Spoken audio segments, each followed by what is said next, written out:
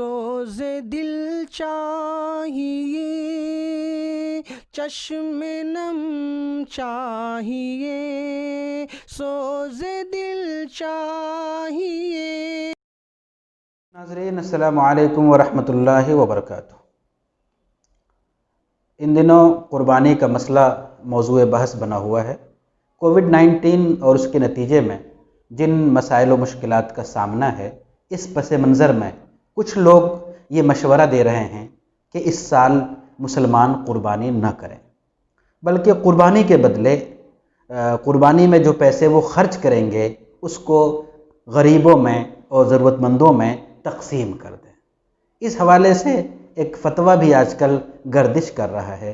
سوال یہ ہے کہ شریعت میں کیا اس کی گنجائش ہے کہ قربانی نہ کریں اور اس پیسے کو غریبوں میں صرف کر دیں، محتاجوں میں بانٹ دیں؟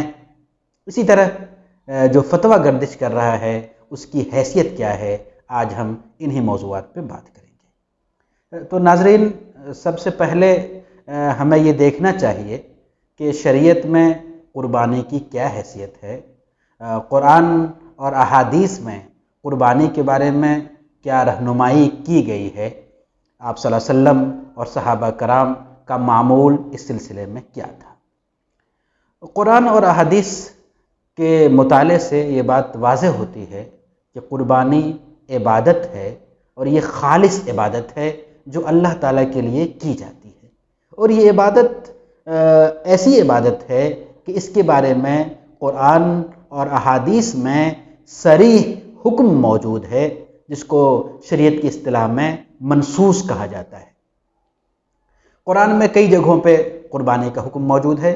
سورہ کوثر آیت نمبر 2، فصل لربک وانحر، آپ صلی اللہ علیہ وسلم سے کہا گیا کہ اپنے پروردگار کے لیے نماز پڑھیے اور قربانی دیجیے۔ سورہ انعام آیت نمبر 162 اور 63، قل ان صلاتی ونسکی ومحیای ومماتی للہ رب العالمین، یہاں بھی قربانی کا حکم موجود ہے۔ حضرت انس رضی اللہ عنہ کی روایت ہے، وہ بیان کرتے ہیں کہ آپ صلی اللہ علیہ وسلم کان یضحی بکبشین املحین، آپ صلی اللہ علیہ وسلم ہر سال 2 میڑھوں کی قربانی کرتے تھے، اور وہ میڑھے کیسے ہوتے تھے؟ آگے کہا گیا املحین اقرنین، سیاہ اور سفید رنگ والے تھے، لمبی لمبی سینگوں والے تھے۔ اسی طرح حضرت عائشہ رضی اللہ عنہ کی روایت ہے، وہ بیان کرتی ہیں کہ آپ صلی اللہ علیہ وسلم نے ارشاد فرمایا کہ یوم النحر یعنی قربانی کے دن سب سے زیادہ محبوب عمل، اللہ تعالیٰ کے نزدیک سب سے زیادہ پسندیدہ عمل خون کا بہانا ہے، اس کے علاوہ کچھ بھی نہیں ہے۔ تو یہ صراحتیں موجود ہیں۔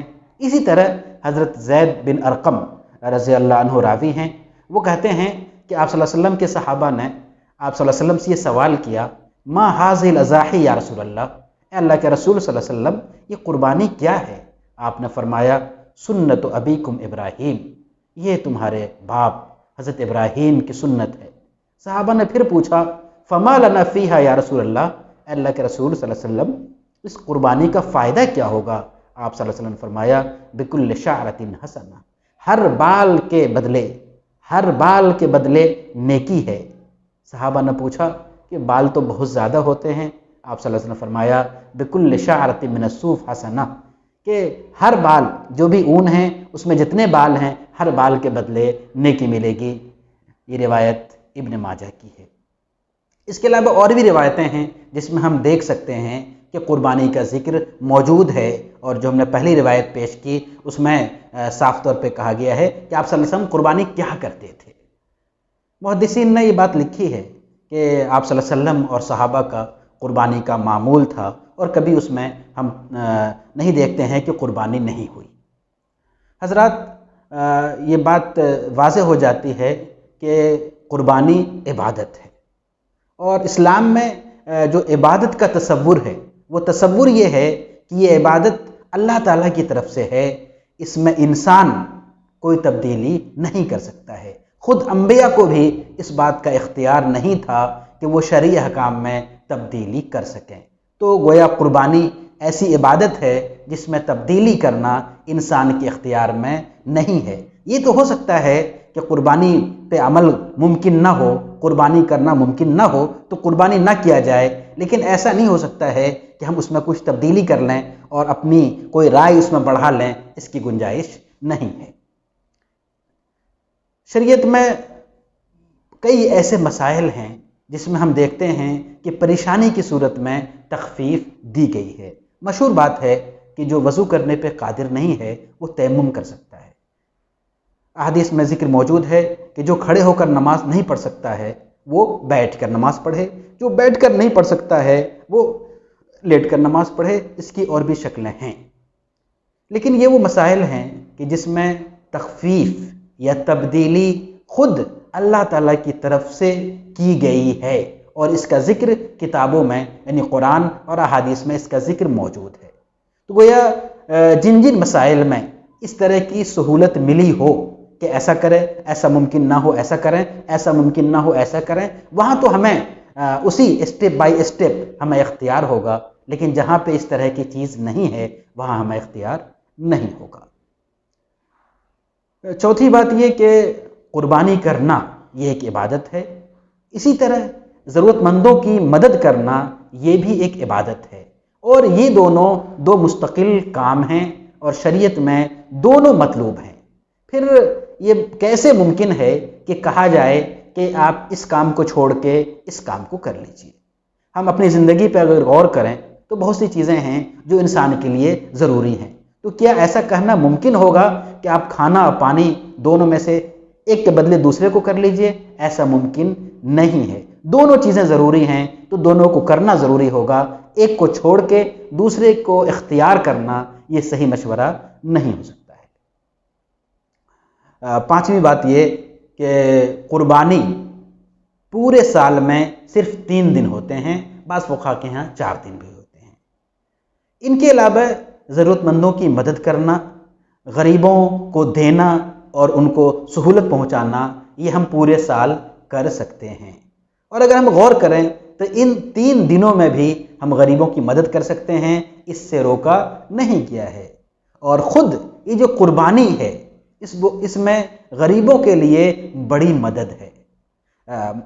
آپ جانتے ہوں گے کہ قربانی کے گوشت کے بارے میں کہا گیا ہے کہ اس کے 3 حصے کریں گے، ایک حصہ خود کھائیں گے، ایک حصہ رشتہ داروں کو دیں گے اور ایک حصہ غریبوں کو دیں گے۔ تو یہ غریبوں کی مدد نہیں تو اور کیا ہے۔ اسی طرح جو قربانی کے جانور کا چمڑا ہوتا ہے ہم اس کو استعمال کرنا چاہیں استعمال کر سکتے ہیں، اور اگر ہم استعمال نہیں کر رہے ہیں بیچ رہے ہیں تو اس پیسے کو غریبوں پر خرچ کرنا ضروری ہے۔ تو حضرات یہ ہم نے آپ کے سامنے سلسلہ وار کچھ پوائنٹ رکھے ہیں جس سے یہ واضح ہو جاتا ہے کہ قربانی کا بدل نہیں ہے۔ قربانی کریں گے اور صرف قربانی کریں گے، ایسا نہیں ہے کہ ہم قربانی کو چھوڑ کے دوسری چیزیں ہم کر لیں۔ یہاں پہ ایک اور چیز جو بتانا بہت ضروری ہے وہ یہ کہ فقہ کی کتابوں میں بھی یہ بات لکھی ہوئی ہے کہ ان 3 دنوں میں قربانی ہی ہے، ایسا نہیں ہو سکتا کہ ہم قربانی نہ کریں اور قربانی کے بدلے کچھ اور کر لیں، اس کی گنجائش نہیں ہے۔ البتہ ہاں یہیں پہ ایک بات ضرور لکھی ہوئی ہے اور جس سے آج غلط فہمی بھی پیدا ہو رہی ہے۔ یہ بات فقہ کی کتابوں میں لکھی ہے کہ اگر کوئی قربانی نہ کر سکے تو کیا کرے۔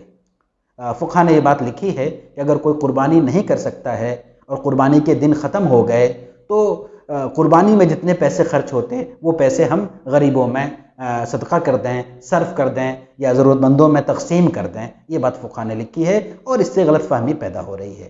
اس طرح کی فقہ کی عبارتوں کا مقصد بدل بتانا نہیں ہے کہ قربانی نہیں کریں اور فلاں کام کر لیں، بلکہ یہ بتانا ہے کہ اگر کوئی قربانی نہیں کر سکا، قربانی کے دن گزر گئے، اس نے پوری کوشش کی لیکن پھر بھی وہ قربانی نہیں کر سکا، تو ایسے شخص کے لیے اس فریضہ سے بری ذمہ ہونے کے لیے کیا حل ہے، تو فقہ نے یہ بات بتائی ہے۔ تو ناظرین یہ بات پوری طرح واضح ہو جاتی ہے کہ قربانی عبادت ہے اور اس کا کوئی بدل نہیں ہے۔ میں نے ذکر کیا تھا کہ ایک فتویٰ گردش کر رہا ہے، جامعہ نظامیہ سے ایک فتویٰ آیا ہے جس کو غلط رخ دیا جا رہا ہے یا اس کا غلط مطلب لیا جا رہا ہے۔ وہ فتویٰ کیا ہے؟ ایک صاحب نے دارالفتہ سے پوچھا کہ موجودہ حالات میں اگر قربانی کرنا ممکن نہیں ہے تو کیا اس پیسے کو ہم غریبوں میں، رشتہ داروں میں اور مدارس کے طلبہ میں تقسیم کر سکتے ہیں، ایسا کرنا جائز ہوگا؟ تو مفتی صاحب نے جواب دیا کہ قربانی کرنا اور قربانی کے لیے کوشش کرنا یہ لازم ہے۔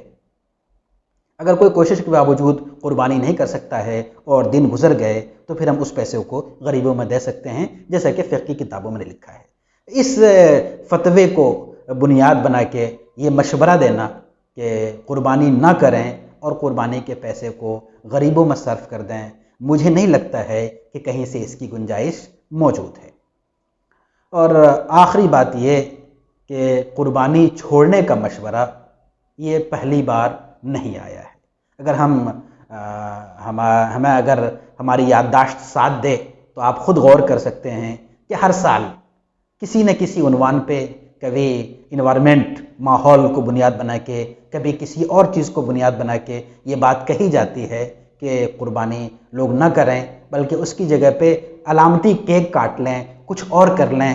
لاکھوں جانور کو ذبح کرنا اور ختم کرنا یہ صحیح نہیں ہے۔